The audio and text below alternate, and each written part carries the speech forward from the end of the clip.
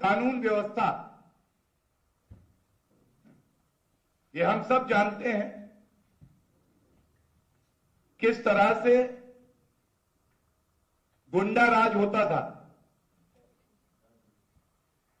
और उसको राम राज्य बनाया तो आदरणीय मुख्यमंत्री योगी आदित्यनाथ जी ने बनाया। वर्दी आजम खां की भैंसे ढूंढने तो जा सकती थी, लेकिन महिला की अस्मिता के लिए खड़ी नहीं हो पाती। इसमें वर्दी का दोष नहीं था, हुक्म ऊपर से आता था। जो नेता जेल में है वो अपने जूते साफ करवाते थे, आज वर्दी का रसूख देखिए। वर्दी का रसूख ये है जिनको ये बड़ा डॉन, माफिया, बाहुबली कहते थे, आज वो जेल की सलाखों के पीछे हैं। 2000 करोड़ रुपए की संपत्ति जब्त हुई है इन अपराधियों की। और जब ये बात उठा रहा हूं, दाऊद अहमद, खबर आई है कि सपा इनको टिकट दे रही है। इनको टिकट दिया है जिनकी 100 करोड़ रुपए की अवैध संपत्ति पे बुलडोजर चलाया, गिराई गई भारतीय जनता पार्टी की सरकार। संदेश साफ है, एक तरफ अवैध संपत्ति रखने वाले कानून के तहत उन पे कार्रवाई होगी और दूसरी तरफ सपा की पंचर साइकिल पे जो अपराधी बैठे हैं उनको कहा जा रहा है चिंता ना करना, हम तुम्हारे पीछे खड़े। और इसी तरह से हम सब ने देखा, बोटी बोटी कर देंगे, सपा में एंट्री हो जाती है। हमने ये भी देखा जो पलायन करा रहे थे कैराना में, जो ये कह रहे थे कि एक धर्म विशेष के लोगों से कुछ मत लेना, उनको टिकट कौन देता है? समाजवादी पार्टी। और ये कोई नहीं भूलेगा किस तरह से पश्चिमी उत्तर प्रदेश में मुजफ्फरनगर दंगे हुए। ये वो दाग है जो उत्तर प्रदेश की पावन भूमि पर लगाया गया।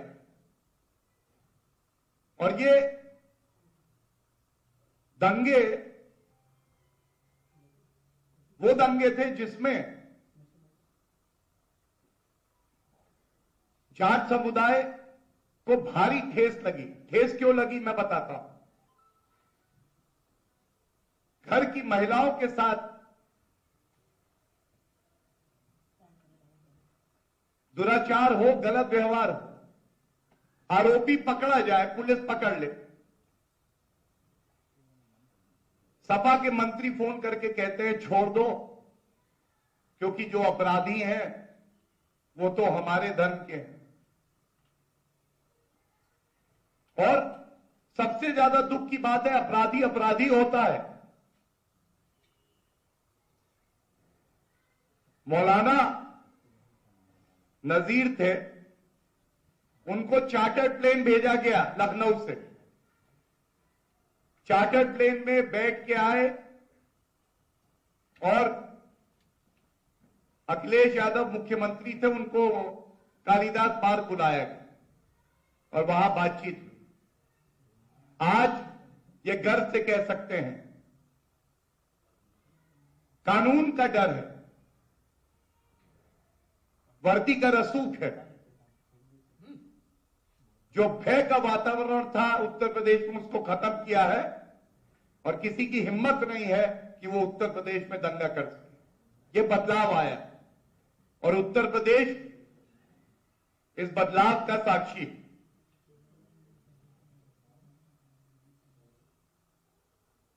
एक बात बड़ी प्रमुखता से मैं और उठाऊंगा,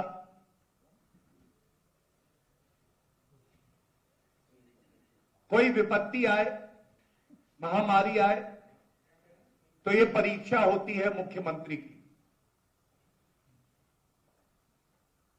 जब उत्तर प्रदेश में मुजफ्फरनगर दंगे हुए, 65,000 हमारे भाई बहन बच्चे सर्दी के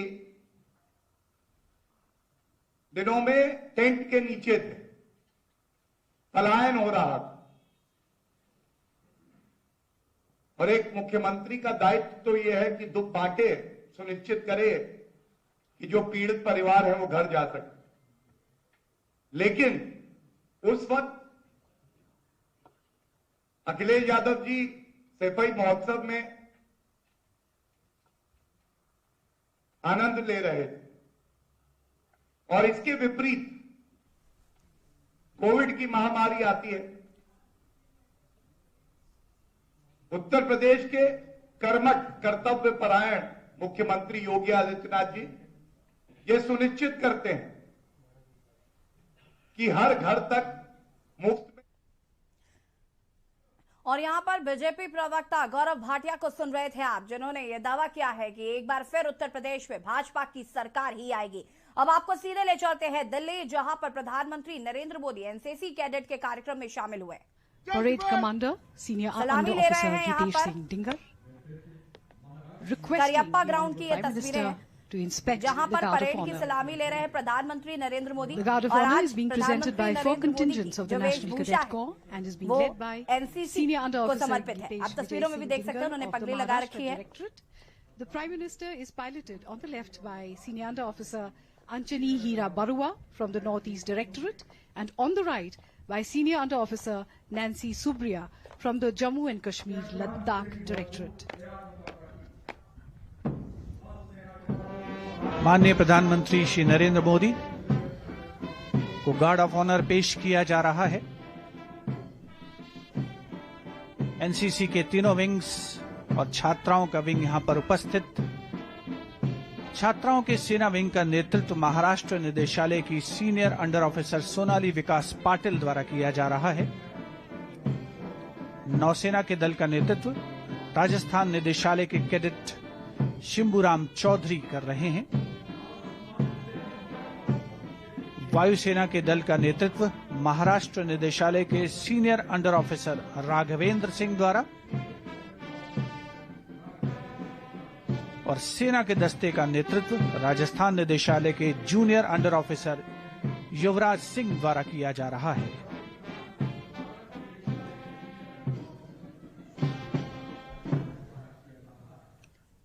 The Guard of Honor is accompanied by military brass band of the Corps of Military Police and Naval Band led by Bandmaster Subedar Major L.D. Mahapatra.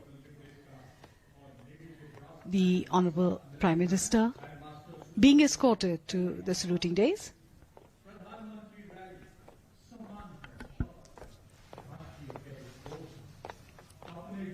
प्रधानमंत्री रैली की भव्यता, संस्कृति, संस्कार और राष्ट्रीय युवा शक्ति के परिचय का अवलोकन।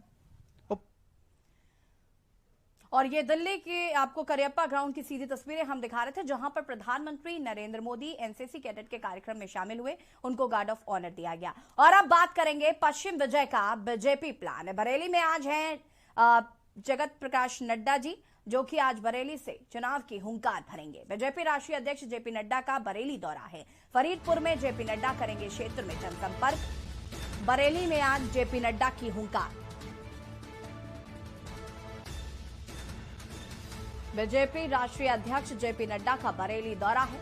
2 बजे हेलीकॉप्टर से उतरेंगे जेपी नड्डा। बरेली में आज नड्डा की हुंकार। बीजेपी विधायक श्याम बिहारी लाल के साथ जनसंपर्क करेंगे जेपी नड्डा। आज रात बरेली में ही रुकेंगे जेपी नड्डा और शनिवार को भोजीपुरा में करेंगे जनसंपर्क।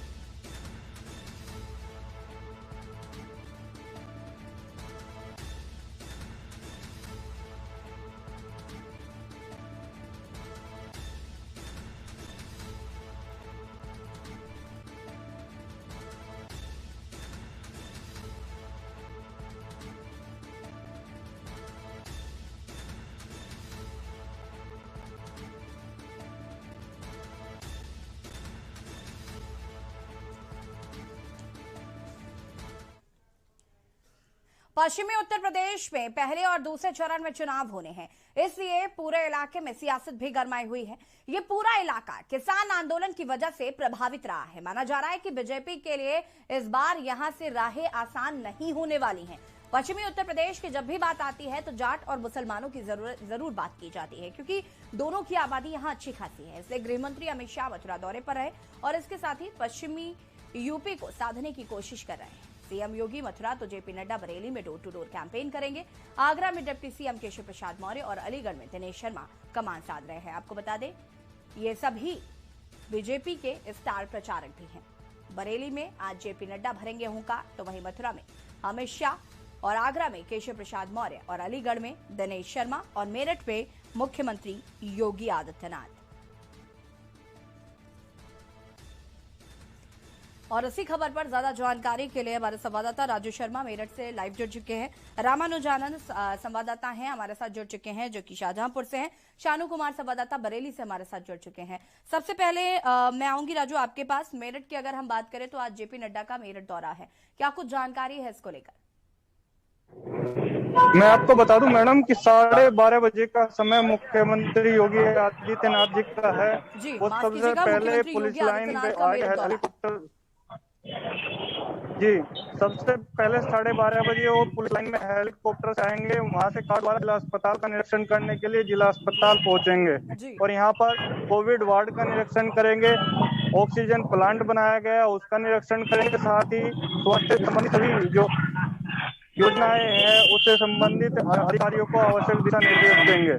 जी मैडम। शानू हमारे साथ जुड़े हुए हैं बरेली से।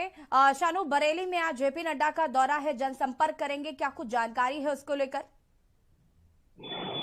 देखिए ऐसे आज भारतीय जनता पार्टी के जो राष्ट्रीय अध्यक्ष हैं जेपी नड्डा आज बरेली पहुंचेंगे। करीब 2 बजे का उनका बरेली आगमन है। हेलीकॉप्टर से फरीदपुर के जो एक निजी स्कूल है वहां पर हेलीपैड बनाया गया है, वहीं पर उनका हेलीकॉप्टर प्रस्थान करेगा। उसके बाद जेपी नड्डा और जो भारतीय जनता पार्टी के जो फरीदपुर विधानसभा के विधायक है और प्रत्याशी भी है 2022 के चुनाव के लिए, उनके साथ वो डोर टू डोर प्रचार करेंगे और तमाम उन मुद्दों पर शाम के टाइम संगठनात्मक बैठक करेंगे। इन्वर्टीज विश्वविद्यालय है वहां पर जाकर के सभी जो भारतीय जनता पार्टी के बरेली के मुख्य पदाधिकारी हैं उनके साथ बैठक होगी और बैठक के बाद बरेली में ही आज उनका प्रस्थान भी होगा और रात को आज वो बरेली में ही रुकेंगे। हालांकि सुबह बरेली में उनका 2 दिन का दौरा बताया जा रहा है, क्योंकि कल सुबह के टाइम बरेली के जो महानगर इलाका है भोजीपुरा विधानसभा है वहां पर ही वो डोर टू डोर प्रचार करेंगे और महानगर स्थित एक बाबा हनुमान बाबा का एक मंदिर है वहां पर वो आशीर्वाद लेने के बाद ही भोजीपुरा के लिए रवाना होंगे। जी हमारे संवाददाता रामानुज आनंद शाहजहांपुर से जुड़ चुके हैं। रामानुज, आज शाहजहांपुर में भी दौरा है, क्या कुछ जानकारी है इसको लेकर? जी ऐसे आपको बता दें कि शाहजहांपुर में जेपी नड्डा जी का कार्यक्रम लगा हुआ है। शाहजहांपुर की सदर सीट पर सुरेश खन्ना जी जो कि 8 बार विधायक रह चुके हैं, उनको कार्यक्रम को लेके उनके डोर टू डोर कैंपेन चलाया जाएगा, जिसके लिए जेपी नड्डा जी आज लगभग 12:30 बजे के आसपास यहाँ शाहजहांपुर में आएंगे। इसके अलावा सबसे पहले जो है वो भाजपा कार्यालय पर पहुंचेंगे लगभग 1:30 बजे के आसपास, जहां कार्यकर्ताओं में जोश भरेंगे। उसके अलावा उसके बाद में लगभग 2:30 बजे 3 बजे के आसपास जो है वो उनका गांधी भवन में आम जनता को, कुछ चुनिंदा लोग होंगे जो भी, उनको संबोधित भी करेंगे। जी राजू, आपसे जानना चाहेंगे मुख्यमंत्री योगी आदित्यनाथ कब तक मेरठ पहुंचेंगे, क्या कुछ जानकारी है इसको लेकर और तैयारियां किस तरीके से की गई? मैं आपको तैयारियां पूरी यहाँ पर की गई है। स्वास्थ्य विभाग द्वारा सबसे पहले वो जिला अस्पताल जो है यहाँ निरीक्षण करेंगे, कोविड वार्ड का निरीक्षण करेंगे और जो ऑक्सीजन प्लांट बनाया गया है उसका भी निरीक्षण करेंगे। तो मुख्यमंत्री जी का जो शासन द्वारा बताया गया है वो 12:30 बजे का है। 12:30 बजे मुख्यमंत्री योगी आदित्यनाथ जिला अस्पताल पर पहुंचेंगे। जी शानू, अगर हम बात करें जनसंपर्क की तो 2 दिवसीय दौरे पर हैं यहाँ पर बरेली में, क्या कुछ जानकारी है तैयारियों को लेकर भी? और चूंकि यहाँ पर राहें आसान नहीं नजर आने वाली है, जिस तरीके से भाजपा को पश्चिमी यूपी को साधने के लिए लगातार कोशिश करनी पड़ रही। देखिए ये बिल्कुल साफ तौर पर से जाहिर है, भारतीय जनता पार्टी ने जब स्टार प्रचारकों की सूची जारी की थी उसमें जेपी नड्डा का दूसरा नाम था। हालांकि इससे पहले कुछ दिन, 1 हफ्ते पहले की बात करें तब भी जेपी नड्डा आगरा के बाद बरेली आना था, लेकिन बरेली उनका अचानक से प्रोग्राम कैंसिल हुआ। तो कहीं ना कहीं बरेली की जो विधानसभाएं हैं, 9 विधानसभाएं हैं और सत्ता का इधर गढ़ माना जाता है। लेकिन इस बार जब समाजवादी पार्टी ने अपने प्रत्याशी घोषित किए तो कहीं ना कहीं दमखम एक देखा जाएगा कि जो कि भारतीय जनता पार्टी से लड़ाई इस बार सिर्फ सपा की बरेली में मानी जा रही है। और इसी को लेकर के अभी तक कोई भी जो राष्ट्र का नेता हो या फिर भारतीय जनता पार्टी का बड़ा अधिकारी हो वो बरेली नहीं पहुंचा। इसी सब चीजों को लेकर के जेपी नड्डा का पहला दौरा था वो कैंसिल हुआ। लेकिन आज जो दौरा माना जा रहा है, जिस तरीके से जानकारी मिल रही है वो कहीं ना कहीं संपन्न होगा। और संपन्न होने के बाद जिस तरीके से भारतीय जनता पार्टी के जेपी नड्डा आज बरेली की जनता को रिझाएंगे, फरीदपुर की विधानसभा को रिझाएंगे और डोर टू डोर कैंपेन करने जो भोजीपुरा भी पहुंचेंगे, तो कहीं ना कहीं इसका फर्क जो है चुनाव में देखने को मिलेगा। क्योंकि चुनाव नजदीक है, तमाम वो वादे थे, तमाम वो बातें थी, वो आज जेपी नड्डा से रूबरू होंगी। लेकिन कोविड का भी ध्यान रखा जाएगा। जिस तरीके से जिलाधिकारी का इसमें सूचना विभाग की तरफ से या फिर चुनाव आयोग की तरफ से जो नियम आए थे उनका भी कहीं ना कहीं ख्याल रखना होगा। लेकिन जो फरीदपुर की गलियां हैं उनमें भारतीय जनता पार्टी के राष्ट्रीय अध्यक्ष जाएंगे तो कहीं ना कहीं एक खतरा भी सामने कोरोना का देखने को मिलेगा। जी, अजेंद्र चौहान भी हमारे साथ आगरा से जुड़ चुके हैं। अजेंद्र, आज डिप्टी सीएम केशव प्रसाद मौर्य का आगरा दौरा है, क्या कुछ जानकारी है इसको लेकर? जी, जिस तरह से पूरे उत्तर प्रदेश में विधानसभा चुनाव है, सभी नेता, सभी मंत्री या मुख्यमंत्री सभी दौरे पर हैं। और इसी तरह से आज आगरा में, आगरा के छावनी विधानसभा और आगरा एतमादपुर विधानसभा से प्रत्याशी डॉक्टर धर्मपाल के पक्ष में वो डोर टू डोर यहाँ पर वोट मांगेंगे और उसके बाद एक जनसभा को संबोधित करेंगे जो कि एतमादपुर विधानसभा क्षेत्र में विधायक है, पहले से ही राज्य मंत्री डॉक्टर जी.एस. धर्मेश, उनके पक्ष में यहाँ डोर टू डोर कैंपेनिंग की जाएगी और उसके बाद वहाँ भी एक जनसभा की जाएगी। आने की अगर हम उनकी बात करते हैं तो तकरीबन 1 बजे का time deputy CM Keshav Prasad Maurya का बताया जा रहा है। जनसभा में अभी से ही लोगों का आना शुरू हो गया है और कहीं ना कहीं जिस तरह से यहाँ चुनाव है एतमादपुर विधानसभा की अगर हम बात कर लेते हैं तो यहाँ पर पहले विधायक थे यहाँ पर जो विधायक थे वो रामप्रताप चौहान थे, उनकी जगह पर अब डॉक्टर धर्मपाल सिंह को यहाँ से चुनाव लड़ाया जा रहा है और उन्हीं के लिए यहाँ पर केशव मौर्य आ रहे हैं। और आने की अगर सुरक्षा की बात करते हैं तो यहाँ पर तमाम पुलिस की सुरक्षा की जांच व्यवस्था की गई है। वहीं प्रशासन की ओर से नियमों का पालन किया जाए। क्या कुछ तैयारियां की गई हैं?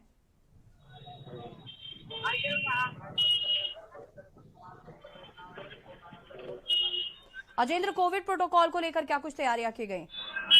देखिए, अगर कोविड प्रोटोकॉल की हम बात करते हैं तो जिस तरह से यहाँ कोविड के नियमों का पालन कराने की बात प्रशासन द्वारा की गई है, लेकिन यहाँ पर तमाम लोग बिना मास्क के देखे जा रहे हैं। चाहे दोनों ही जगह की हम बात कर लेते हैं, बिना मास्क के तमाम भीड़ यहाँ पर देखी जाती है। तो भीड़ है वो ज्यादा है, कहीं ना कहीं एक नुकसान की बात है।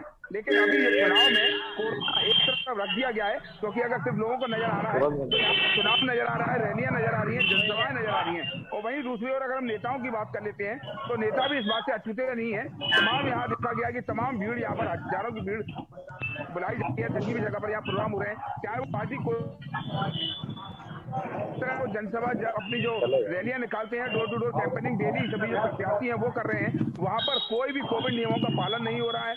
बिना मास्क के यहाँ जो प्रत्याशी हैं, चाहे पार्टी कोई भी हो, बिना मास्क के तमाम यहाँ देखे जा रहे हैं। उनके साथ 5 लोगों की अनुमति दी गई है, लेकिन सैकड़ों की संख्या में यहाँ भीड़ चलती है। तो दरकिनार कर दिया गया है यहाँ कोविड के नियमों को। प्रशासन ने अपनी आंखें बंद करनी है और आंखें बंद करना लाजमी है।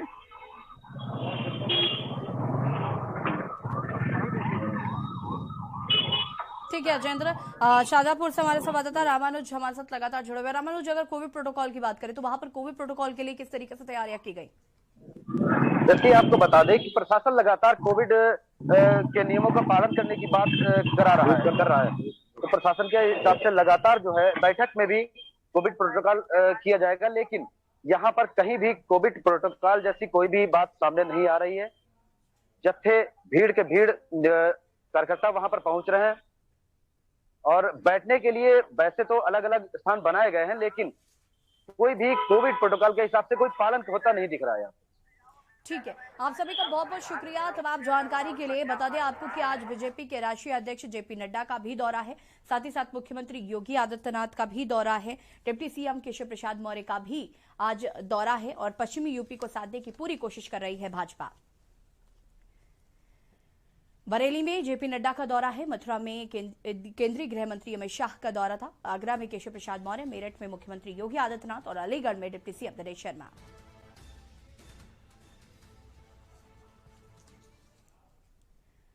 और राजनीति में वक्त हो गया छोटे से ब्रेक का। ब्रेक के बाद बात करेंगे अखिलेश जैन की चुनावी ताल। आप देख रहे हैं के न्यूज, खबरों का सारथी। खुदी को आजमाया है तो ये अंदाज आया है, खुदी को आजमाया है तो ये अंदाज आया है। तुम में भी मैं हूं, शुद्ध प्लस पान मसाला। आप देख रहे हैं के न्यूज, खबरों का सारथी।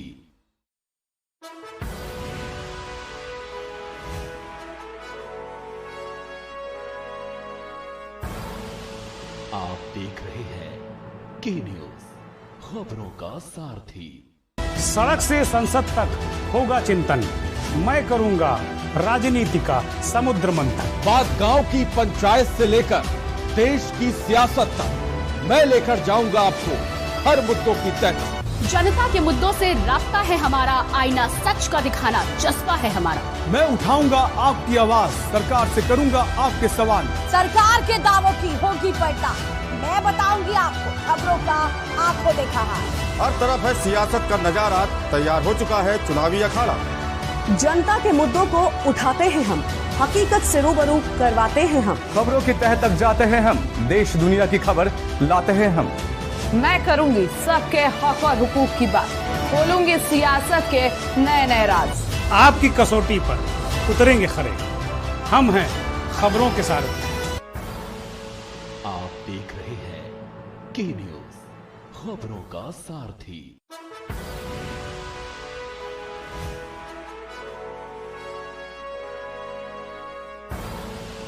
आप देख रहे हैं के न्यूज, खबरों का सारथी।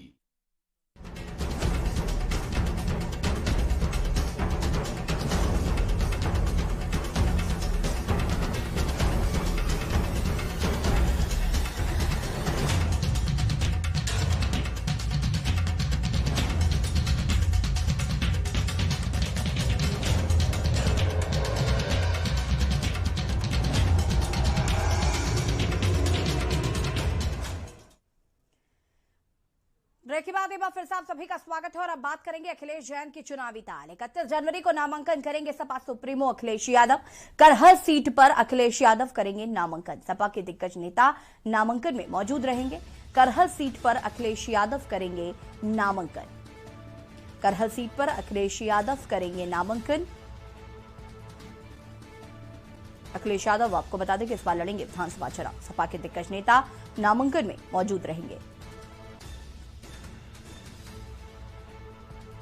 करहल सीट पर अखिलेश यादव करेंगे नामांकन।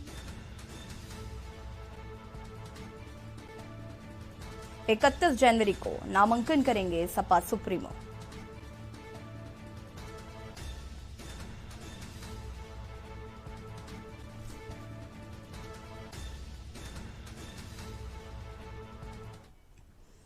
समाजवादी पार्टी के राष्ट्रीय अध्यक्ष अखिलेश यादव और राष्ट्रीय लोकदल के राष्ट्रीय अध्यक्ष चौधरी चरण सिंह अपना चुनाव प्रचार अभियान संयुक्त रूप से शुरू करने वाले हैं।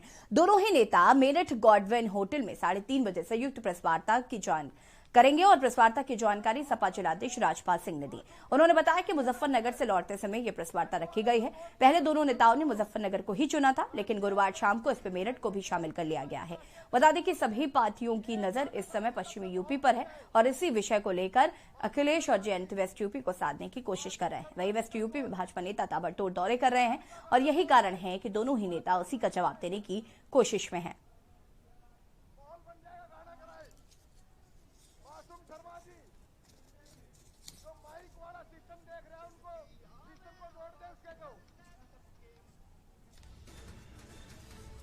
आज संयुक्त प्रेस कॉन्फ्रेंस करेंगे आरएलडी के राष्ट्रीय अध्यक्ष जयंत चौधरी और सपा सुप्रीमो अखिलेश यादव।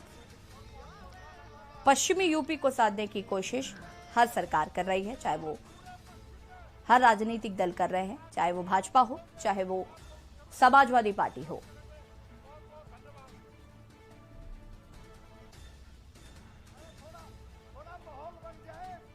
पश्चिमी यूपी को साधने की कोशिश।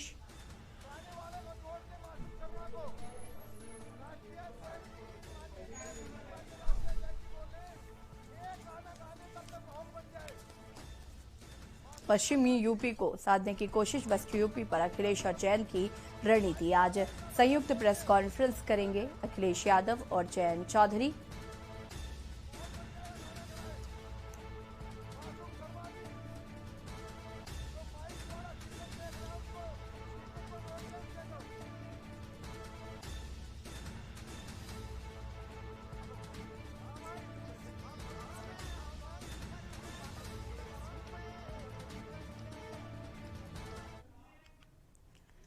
और इसी बीच आपको लखनऊ से खबर बता देते हैं। लखनऊ से खबर, बसपा ने 53 प्रत्याशियों की सूची जारी की है। बसपा ने 53 प्रत्याशियों की सूची जारी की। पीलीभीत, लखीमपुर, सीतापुर, रायबरेली, बांदा टिकट घोषित। फतेहपुर, हरदोई, उन्नाव के प्रत्याशी बीएसपी ने घोषित किया है। राजधानी लखनऊ की सभी सीटों पर प्रत्याशी घोषित किए हैं बहुजन समाज पार्टी। लखनऊ से इस वक्त की बड़ी खबर आपको बता रहे हैं। बसपा ने 53 प्रत्याशियों की सूची जारी की। पीलीभीत, लखीमपुर, सीतापुर, रायबरेली, बांदा टिकट घोषित। और इसी खबर पर UP bureau chief Dinesh Tripathi ji हमारे साथ फोन लाइन पर जुड़ चुके हैं। दिनेश जी, बसपा ने अपने प्रत्याशियों की लिस्ट घोषित की है, 53 प्रत्याशियों की आज लिस्ट जारी की है, क्या कुछ जानकारी इसको लेकर?